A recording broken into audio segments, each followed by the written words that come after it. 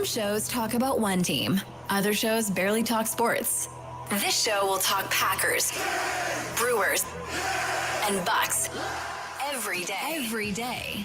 It's Wisconsin Sports Daily with Steve Sparky Fifer, served up by Wendy's on the Wisconsin Sports Radio Network. Download the Wendy's app today.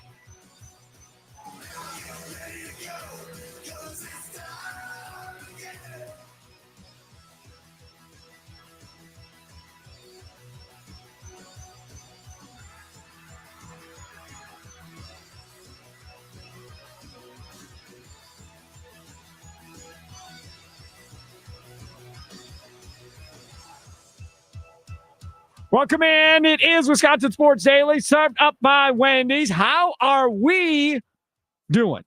It is a Thursday. Yes, Friday is almost here. Can you believe Friday's almost here? I can't believe Friday's almost here. Then I see on my Twitter account from a meteorologist that says southern Wisconsin's going to be under a deep freeze tonight, so there goes the growing season. So that'll take care of that. And I would love to know if anybody that knows anything about, fertilizing grass and so forth. Like if I put down like weed and feed or whatever, like when I get home tonight at like 5:30, 6 o'clock, if I put it down tonight and then it freezes tonight, is that going to just pretty much wipe out what I put down? Is it too late to put that down now because we're getting the first freeze tonight? Because I got a bunch of dead grass all over from over the summer that I'm concerned about. I can't hear you, Charlie, because I have the wrong pot up. There you go. Say, that might help. No, it's me. Go ahead. I mean, it's going to die anyways. It's Wisconsin. It's going to get cold. So, do what you do normally, I guess. Like, it may get warmer a little bit, so that helps out. Tomorrow, it's supposed to be back up in the 50s. Yeah, but they say after that first freeze, you're done. Yeah. Right? So I don't know. That's what I'm asking. Tweet at Sparky Radio. Help me with my grass. I have no idea. My little garden on our patio has been done for like the past 2 months. Really? We didn't do very good. We did okay. We actually got some tomatoes, got some jalapenos. Yeah. Didn't think we were even going to get that. Got basil all summer, which was nice. Okay. But other than that, did not work. We had like a raspberry bush that didn't really give us anything. Some strawberry plants. We don't grow food. That's not a thing. Flowers. I've not done food. Have you just like not tried? Just not tried. No, never even got into it. No, because then you have to eat it. And I know for sure that we can grow food and I know it's never going to get ate. So fair enough. From that perspective, it's completely pointless. I know how leftovers go in our house too. They just sit there and grow in our refrigerator. So I have no interest. I do have interest in doing the show though. And there's lots to do. Lots. First time for me coming up here in about 15 minutes, Amy Dash, our Odyssey legal insider, is going to be on, and Amy Dash TV on Twitter. She won awards and all of that fun stuff. She's going to give us her take on this whole thing going on with the FBI arresting 30, 32, 34 people, whatever the number's up to nowadays, involving Chauncey Billups, the Portland Trailblazers head coach, in trouble for his deal in this like poker ring where they were rigging games and taking people's money and all of that. Then, of course, you have Damon Jones, who apparently is involved in a poker ring and in an NBA scandal, former Bucks guard. He's involved. Terry Rozier is involved. Those are the three NBA players that we know. Lots to get into there. We'll do that with Amy Dash coming up at 2:20. 2:40, Tim Dillard, FanDuel Sports Network Brewers analyst. Our recap of the year ahead of the Brewers, who are meeting with the media today at 3:30.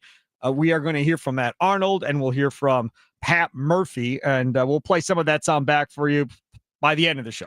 By 5 o'clock, we'll play it back for you. So Tim Dillard at 2:40 to recap the season. Brandon Sprague of Dirt and Sprague on 105.1 The Fan in Portland. I always go on their show from time to time. They are really under it as far as that organization. They canceled their media session today because not only is Chauncey Billups involved, and he was arrested this morning after coaching last night as the head coach of the Trailblazers, but they're also one of the teams involved for essentially tanking or whatever you want to call it, and guys, sitting out games or getting hurt and leaving games and stuff being said for other people to make money. So we'll go with Brandon Sprague on that and see what the fallout is in Portland. Charlie Sounds today at 3:40. 4 o'clock hour, we'll talk some Bucks Wizards. Green and Gold update, talk more about Rodgers and Love at 4 o'clock. Things that we missed at 4:40. Jam-packed show. It's going to looking really forward to it. I want to leave with the Packers, though, to start off before we get to this whole NBA deal that we have going on.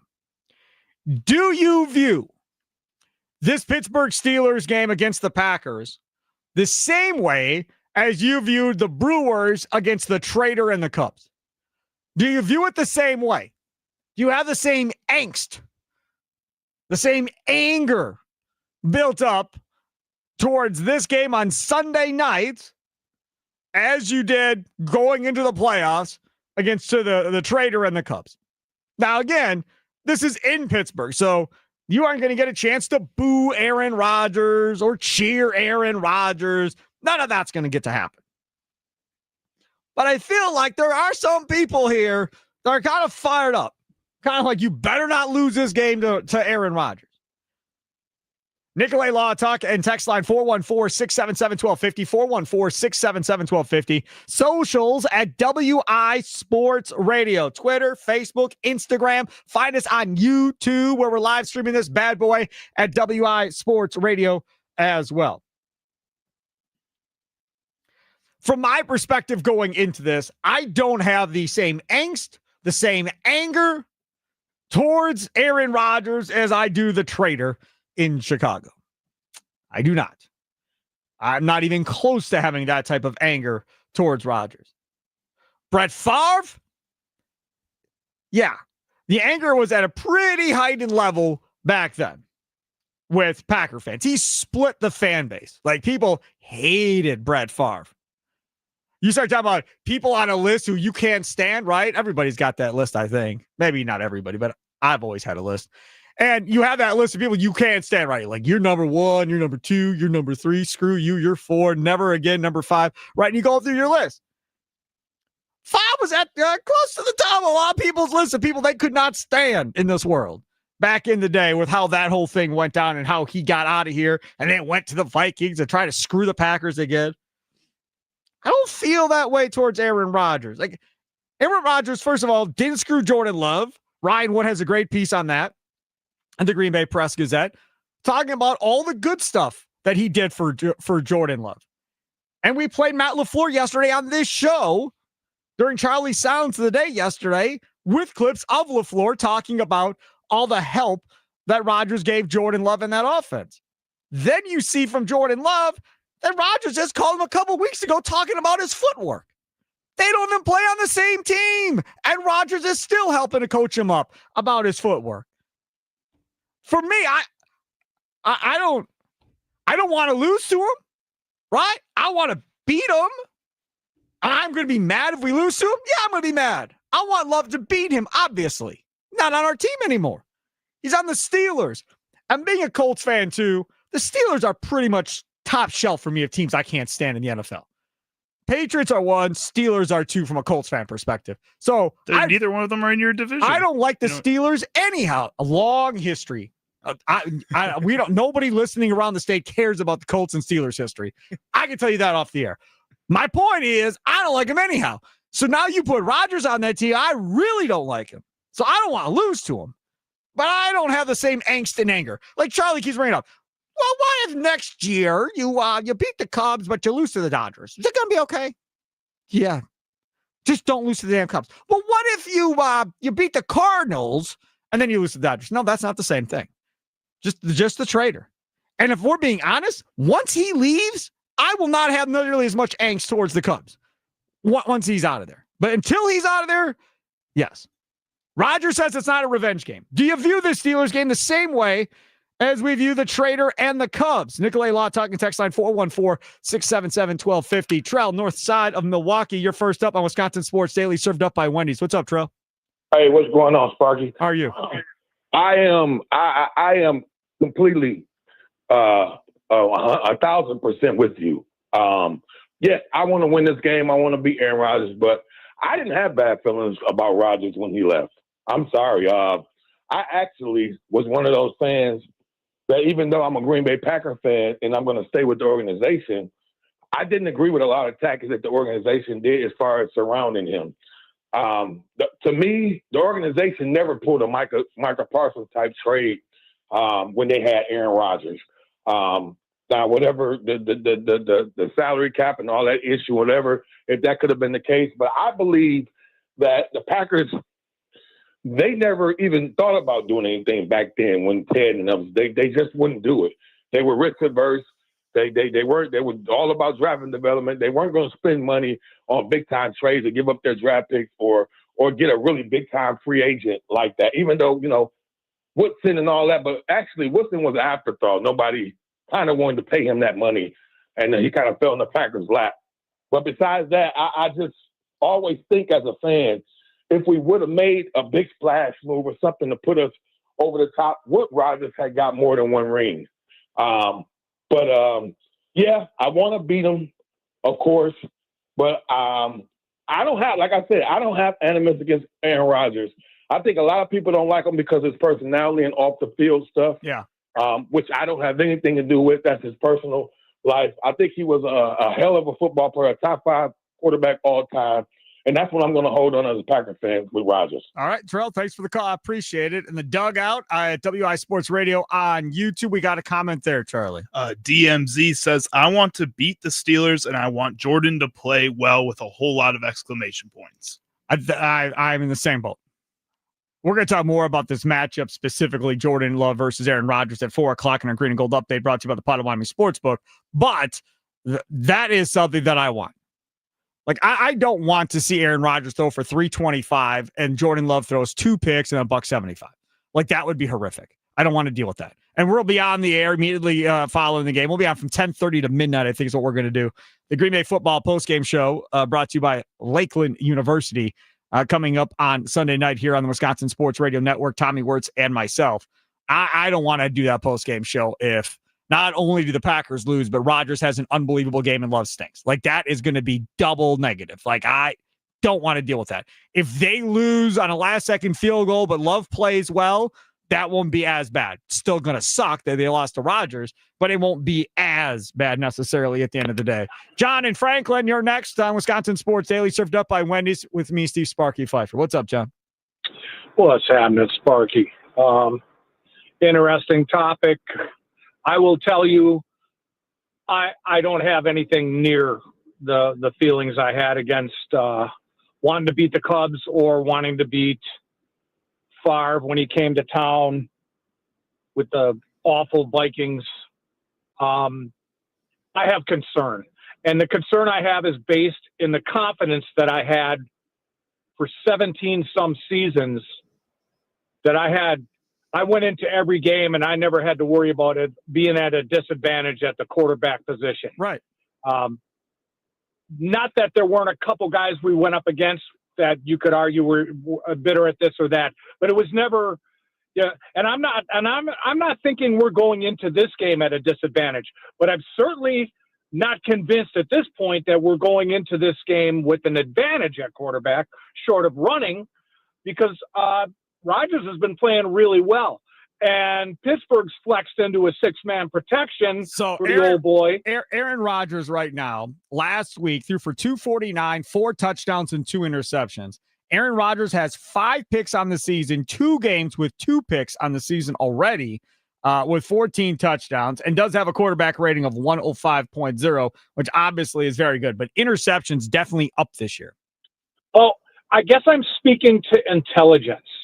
And it's not saying that Love isn't intelligent, but what I'm saying is Rodgers knows he's going to have to get rid of that ball in 2 seconds. He is not going to let Micah beat him. The question is, and our secondary outside of Nixon, I mean, it's shaky. Nixon was worse last week than Hobbs. If you talk about passer rating thrown against. Thanks for the call. I got to let you roll. We got to get to Amy Dash, our legal insider, coming up here on the Wisconsin Sports Radio Network. Follow her on Twitter at Amy Dash TV. We got to jump into this whole deal involving the scandal currently with 30-some people all involved. The FBI arresting a bunch today, including NBA head coach out of Portland, Chauncey Billups, former player, Damon Jones, former Buck, and Terry Rozier. We'll get her thoughts on that straight ahead. It's Wisconsin Sports Daily, served up by Wendy's, live from the Wisconsin Sports Radio Network studios, powered by the Potawatomi Sportsbook. Sparky here.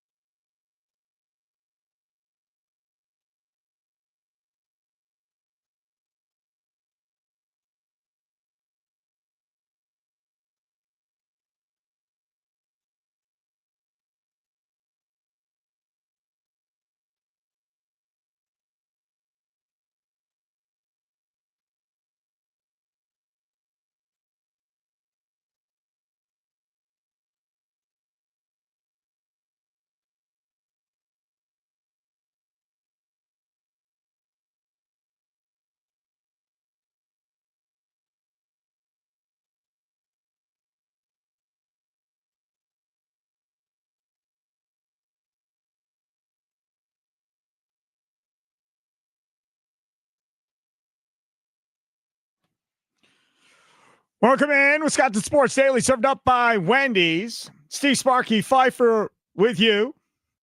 Charlie Usen, other side of the glass. Being joined now on the Wisconsin Sports Radio Network guest hotline, powered by Gruber Law. It is our Odyssey legal insider, Amy Dash. Insider calls are presented by BetMGM. Go check out all the latest lines today on the BetMGM app. Amy, thanks for coming on. I appreciate it. My pleasure. How are you doing? I'm doing all right. I'm glad I don't have really affiliation with any of these NBA teams or players or coaches. I guess there's one. Damon Jones was a former Buck, but this Operation Royal Flush that the FBI apparently went in and arrested 30 plus people involved in it. There's an NBA part of it, and then there is a gambling poker part of it. I guess what was your initial thoughts as you were seeing all of this come out this morning? I was really shocked, but I think mainly I was shocked that there were so many NBA teams that were potentially involved here, whether they knew it or not. There are multiple instances when you bring up Operation Royal Flush that relates to the first case, which was the sports betting case. And there are multiple instances of games from 2023 to the 2024 season where there were allegations that players were leaving the games early so that people could win on their under bets, that there was even an allegation that a team was intentionally going to tank a game to increase their odds of a better draft pick in the upcoming draft. That was the March 24, 2023 Trailblazers versus Bulls. And somebody told a defendant that the Trailblazers would be tanking. So whether that's true or not remains to be seen, as the evidence will be presented in court. But then there's a second case, and there's a lot of overlap between the cases. And of course, that second case involved rigged poker games that they are alleging that Chauncey Billups and Damon Jones were luring people to in order to make millions of dollars off of people, and then that money would in part go to fund the activities of La Cosa Nostra, the mafia, allegedly, and their criminal enterprises. So really shocking all around. There were 3 other mafia families also allegedly put into this ring as well. And the sophistication of what we're talking about here, Amy, I mean, I don't think I'll ever go anywhere and play poker ever the same way again. People wearing glasses and x-ray monitors under tables. And then you're taking in the NBA guys like Damon Jones and Chauncey Billups and using them as what they called, I think it said face cards or whatever the term was, to lure in their fish, as they put it, into the games to essentially take their money. And these are like pros that were being lured into these games and getting beaten by complete amateurs in these poker games, it sounds like. Yeah, and I think the question that remains is whether they knew what was going on, whether they knew, like you said, that there were x-ray tables that could read cards face down on the table, that there were poker tray and analyzers with hidden cameras or special contacts and eyeglasses that could read these pre-marked cards. But the FBI claims that there are hundreds of thousands of dollars were taken from victims during the game, and I believe over $1 million, actually almost close to $2 million from one person. And then when that person refused to pay up, they were threatened with violence, allegedly. So, it's a crazy story, and it's unbelievable. So hopefully these guys did not know what was going on, but the FBI and all the federal law enforcement, including Homeland Security, seem to believe they were part and parcel of this conspiracy to commit wire fraud and conspiracy to commit money laundering. Like they got a piece of the proceeds. Right. And one of the stories involves the Bucks, in which LeBron James has his big record-breaking night, and then Damon Jones, who worked out with LeBron but wasn't getting paid by the Lakers or anything like that, knew that LeBron wasn't going to play in his next game, which was against the Milwaukee Bucks, and tipped off his guys that LeBron wasn't playing and told them to go bet in Milwaukee. And that is one of several instances, apparently, that is being leaked out, where guys are being accused of tipping off these guys, and then they were tipping off a bunch of other guys and trying to make as much money off of this as possible. So it wasn't like Damon Jones, at least not that we know of, was betting necessarily on NBA games himself, but was helping to make other people money. In exchange, they were paying him for the information, according to the reports. Correct. That's what the allegations are. We don't know for sure that LeBron James was involved, but what happens is in these indictments, there are a lot of clues And so they have exact dates, and they will say, for example, player one told so-and-so that he was going to be sitting out. This was information that was passed on before it was made public on the injury report. And then all of these bets were placed again before the information became public. So if you go to that date and you go to who sat out and then it says prominent player, well, then you can narrow it down. So there are rumors here that LeBron James may have been, now whether he knew or not that this information was going to be used for illegal betting, that of course remains to be seen, and he hasn't been charged with anything. But interestingly, there are a lot of co-conspirators, a lot of players who haven't been named in the indictments that the feds believe were passing along this insider information to help people win. And so the question is, why weren't they charged? And who are those people? And did they cooperate to help, the FBI figure this whole thing out? Remember, it took place over 4 years, this investigation, and apparently thousands of hours of video surveillance were undertaken by these federal law enforcement agencies, and dozens of search warrants were executed on electronic devices. So apparently there is ample evidence. You know what I don't understand, Amy Dash, our legal insider joining us, follow her on Twitter at Amy Dash TV. I don't understand how you're investigating, and you're the FBI or whoever started the investigation. You started investigating this 4 years ago, and you never at any point tell the commissioner of the NBA, Adam Silver, or anybody in his front office that you're suspicious of some of this stuff going on and to keep an eye on it. That conversation never happens, and you do it all behind the scenes and never tell the commissioner of the league in which you're concerned that there's illegal activity going on in? I do think that there is always a covert nature, especially when it involves federal law enforcement, that obviously they don't want any leaks to compromise the investigation. However, I know that during the press conference, the question was asked whether the NBA was cooperating, and they said that the NBA was. So the question is, has the NBA always been cooperating? How long have they known about this? Or are they just cooperating since the arrests have taken place this morning? The other part about this, too, that is going to be interesting is the co-conspirators and whether or not those names eventually come to the surface. And my history of doing sports talk radio is eventually probably all these names are going to come forward. When those names come forward, will there be punishment either from law or from the sports in which they're involved by those league commissioners, do you think? Well, I think it will depend on the evidence. Apparently, there is ample evidence here. And so I think the NBA will eventually get access to that once it is, done cooperating with law enforcement. And I really don't think the NBA can take action against anybody unless they have specific evidence that indicates that these players knew whatever information they were passing along was going to be used for this purpose. That's my personal opinion. But of course, just talking about that information to outside people could present a problem under the NBA league rules. But I think the trick here is that a lot of these supposed NBA players and coaches who pass along this information were passing it to other NBA coaches or players and not necessarily to outsiders. And so there was this elaborate network, sort of like a game of telephone, where the information was being passed. But because a lot of the time it was being passed by text message, there were sort of this code language that was being used that has now surfaced as evidence in electronic form that can be used against the participants. The other part about this is the poker side of this, which is what we talked about earlier with Chauncey Billups. And the one thing that I've seen and I've heard, even in our building, and I've seen on social media is, I don't get what the big deal is. So what? He was caught, rigging poker games or whatever. I don't see the big deal. People play poker all the time. What's the big deal? But it is a big deal to the federal government for numerous reasons, right? Well, it's a big deal because of the sophistication of the technology used to cheat. So essentially, off-the-shelf shuffling machines to read the deck cards, predicting which players had the best hands.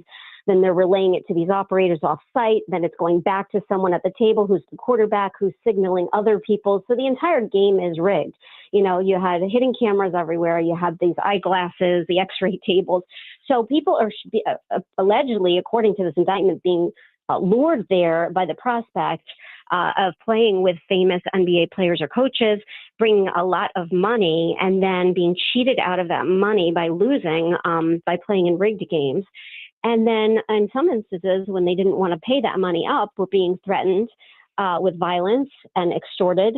And then part of that money was going to fund criminal enterprises for La Cosa Nostra, which is the mafia. These are the allegations in the indictment. So it is a big deal in the sense that people were cheated out of millions of dollars. So this wasn't just like playing a legitimate poker game in some, underground den or convenience store. This was a very sophisticated operation with the intent of defrauding people and extorting people. I got one last one for you. I think average Joe listening to this is saying there is no way these NBA players are going to go to prison for any amount of time. There's no way a lot of these guys will probably do any type of hardcore time because of who they are and all the money that they have to throw around. What would be your response to that?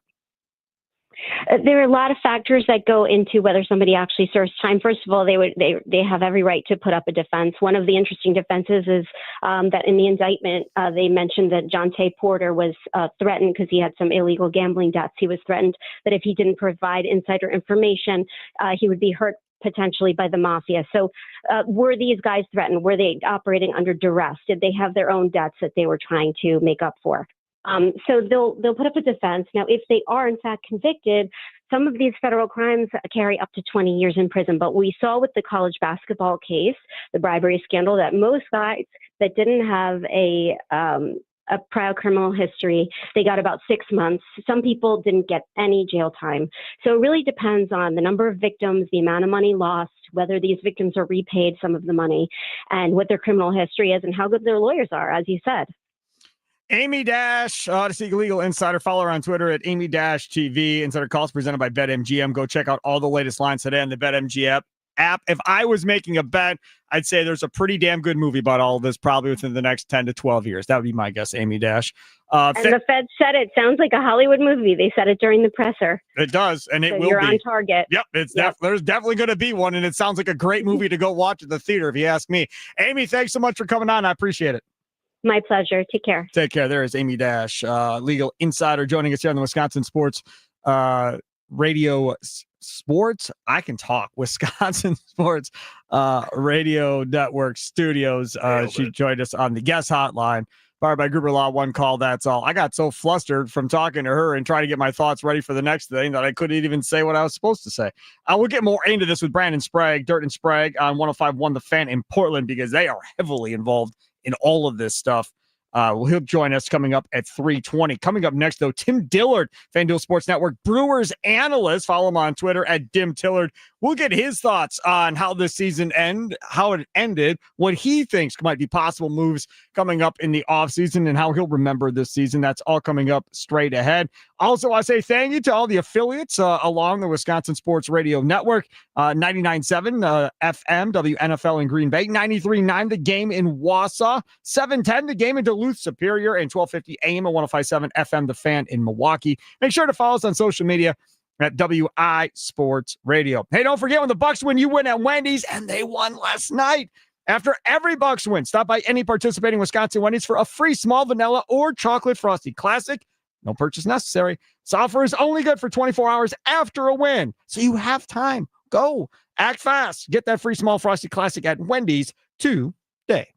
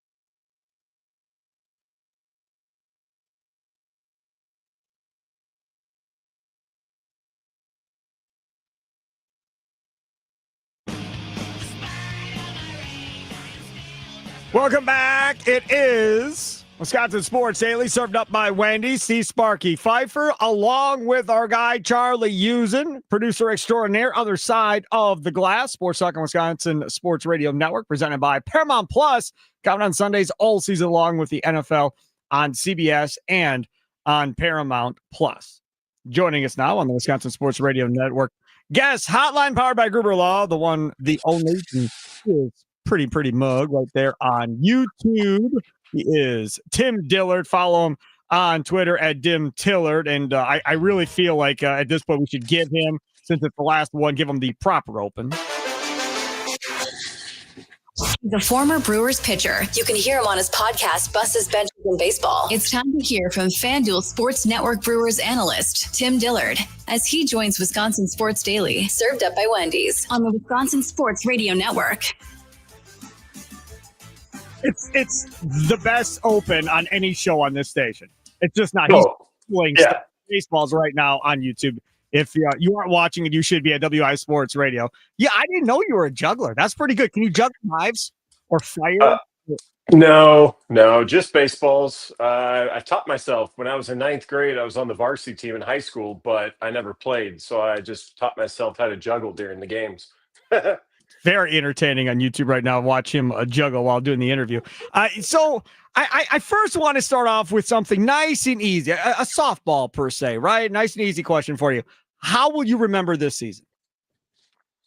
However, I mean, there's a lot of things you could refer to, but I mean, most wins. It was and the fact that they played the game the right way and did a lot of winning. That's probably what I'll take away from it. I mean, there's a lot of individual moments if you get into like players and things like that, but I'll just look at it as, you know what, they won more than anybody else, made the postseason. I probably won't remember exactly how it ended. People will have to remind me in the future, because just like most baseball players, you forget, good or bad, you just always forget and move on. I think the 14-game winning streak, the 11-game winning streak prior to that, and just how incredibly hot they were.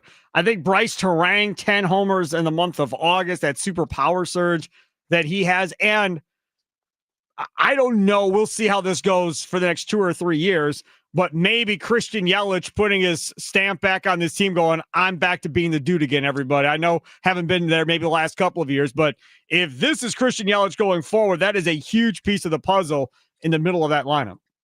Yeah, absolutely. And I mean, you could also say Isaac Collins and Caleb Durbin stepping up really big. I mean, that was kind of all the way around. There was, everyone seemed to have their moment to shine, or maybe week or month or full season. But also you got to look at the pitchers too. I thought the pitchers did a great job when they started piecing together what the starting pitching rotation was going to look like, and then guys in the pen taking over roles. So, I mean, top to bottom, this is what you want. You want a team that goes out there and win and competitive. And you know what? As far as I can tell, they're going to have a lot of this team coming back next season. Let's talk about first base, because obviously Rhys Hoskins, that's not going to be coming. He won't be coming back at this point, so you lose some of that veteran leadership. But it appears Andrew Vaughn is going to be the starting first baseman for this baseball team as we sit right now. Realistically, what kind of numbers are realistic to think out of Andrew Vaughn going into next year? Because I'm the fan guy, right? So I'm going to put crazy numbers out there. I'm going to say, 275, 280, 25 homers, probably somewhere in that area, I guess would be my expectation going into next year based on what we saw in the second half. Is that out of line, or where would you put it?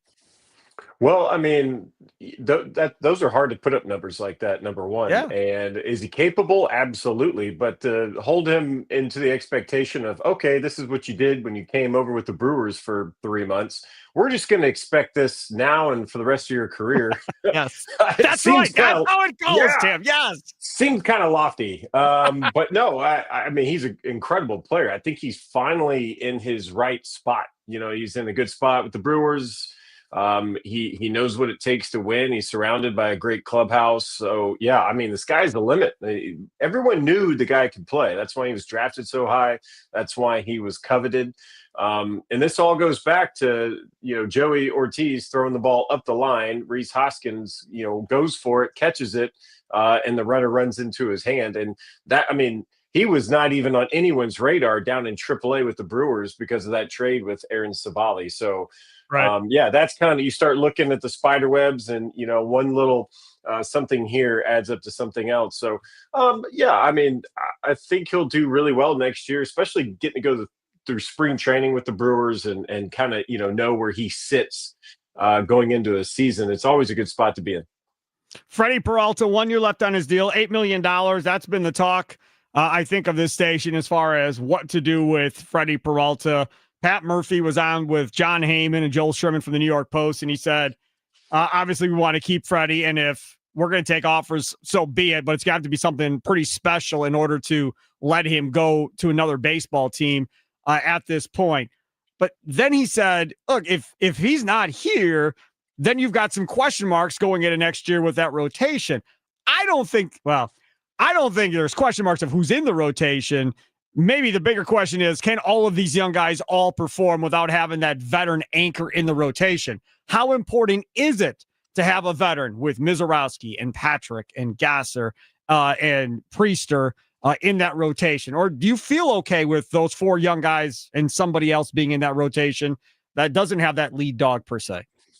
Well, everyone you just named, I think, deserves the chance at a starting spot. I'm sure they'll go, and, Freddie's not there, and who knows about Woodruff, and, they got to start looking around to see who's going to be where. And you do have to have a veteran. And honestly, even if they bring him in and go, hey, you're the 6th starter, the 7th starter, a guy that's, on the fringe of being done, you have to see someone do it in action.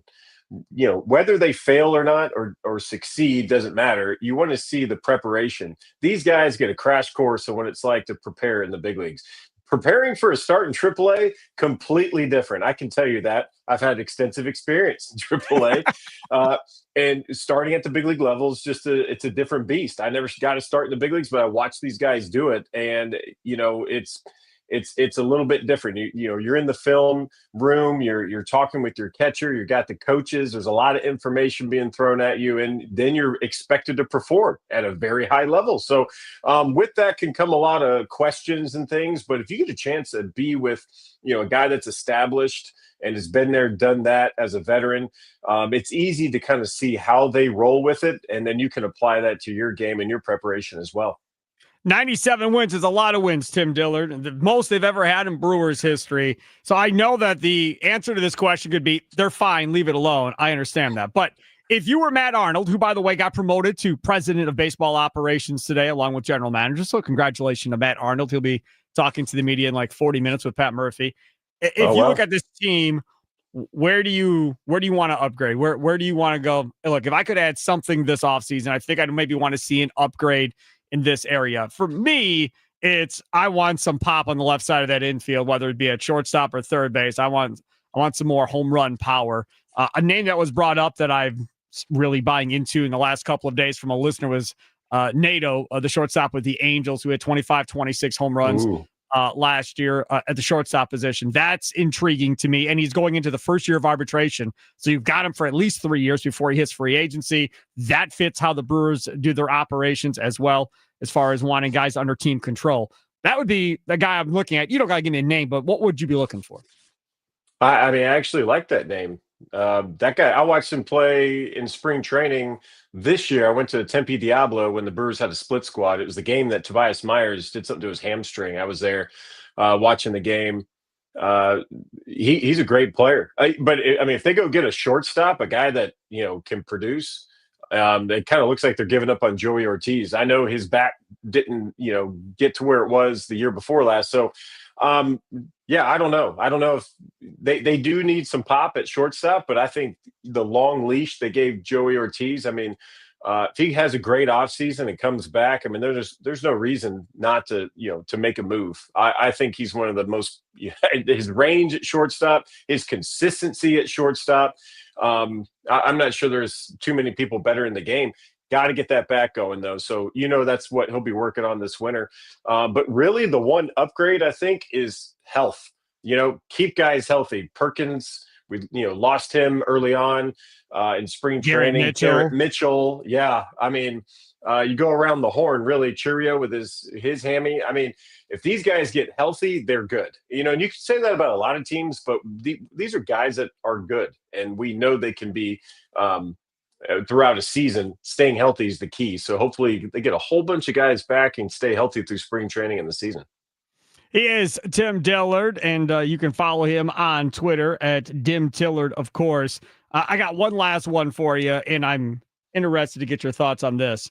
From a Brewers perspective, you know, going into this offseason, knowing what, you know, payroll is and so forth, knowing some of these guys aren't going to be back one way or the other, how important is it in your mind going into the offseason that this team stay connected through the offseason, kind of going forward, because of A, how successful they were, B, how it ended, which obviously was a sweep and you barely scored any runs, and C, to kind of just keep that bond together to try and get back? As I would think, me personally, that they come into spring training even hungrier than they were this year, wanting to, you know, finish this deal next year for sure. And you have the exit interviews and everything else that may happen here. Is that crucial in your mind, them staying connected in the offseason? Or is that something that, you know, normally just doesn't happen? Everybody goes their own way and you see them in spring training. Well, that used to be what you did before the cell phone thing. You wouldn't talk to a soul unless you lived in the same area and were throwing partners. And then you show up to spring training, and that's what it was. Spring training was not just getting in shape for baseball, but it was, hearing about everybody's offseason. You come back, hey, guys got married, guys had kids. You had no idea. But now with social media, of course, and everybody has everyone's phone number. There's group chats. I still have a couple of group chats that go back to the minor league days where every once in a while someone will drop in. But these guys are friends. They'll see each other throughout the off season. They'll keep in touch for sure. It's not like it used to be where you just showed up and you're like, oh, hey, such and such got traded. Like, had no idea. But it felt like the dark ages, before all the cell phone stuff. But it is important. It's important for these guys to listen. One thing about a season, when a season's over and you finally sit back and you don't have to show up to the field the next day, you're probably disappointed if you didn't win at all. So you sit there and then you realize how exhausted you really are. Like, you really can sit back and you realize you're mentally drained, you're physically drained, you're spiritually drained. Going through a long season like that and then getting into October, I mean, it just wears on a player, especially the everyday players that are playing, all day, every game. And these guys need a break. They probably would, they would have played obviously through the World Series, but these guys need a break and they're going to probably sleep for a week. That's what I used to do when the season was over. I just sleep for a week and then wait a couple weeks and then get back to training in the off season. So it'll be good for these guys to kind of recharge those batteries. So right now, everything they do is probably going through the lens of I'm, drained, and then once they get fully charged, they'll be good to go. That sounds great. If you have kids, that's not happening, though. I mean, let's be honest. You're not sleeping for a week if you have kids. There is no break. I don't care if you're tired, Dad. You haven't played with me in like 6 months. We're going outside and we're playing at this point. Tim Dillard, thank you so much for another great season, man. Enjoy your off season down there in Nashville, and we'll chat next season, I'm sure. All right. Thanks, Sparky.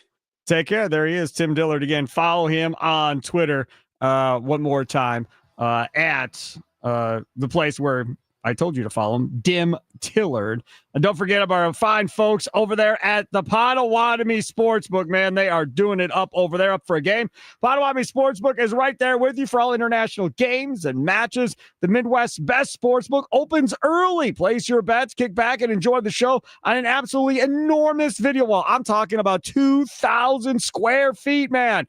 And grab a cold one along with some food from a menu packed with flavor. Not up for watching the game, but still want in on the action? You can wager on any sport, anytime, at any quick service kiosk at the Potawatomi Casino Hotel. Bet above the rest, the Potawatomi Sportsbook. Coming up in the second hour here, we'll talk with Brandon Sprague from Dirt and Sprague Morning Show on 105.1 The Fan in Portland. Lots to discuss with him. Charlie Sounds of the Day coming up at 3:40. But up next, college basketball coaches are mad at the NCAA, and it involves the G League. We'll discuss that straight ahead. Wisconsin Sports Daily, served up by Wendy's here on the Wisconsin Sports Radio Network.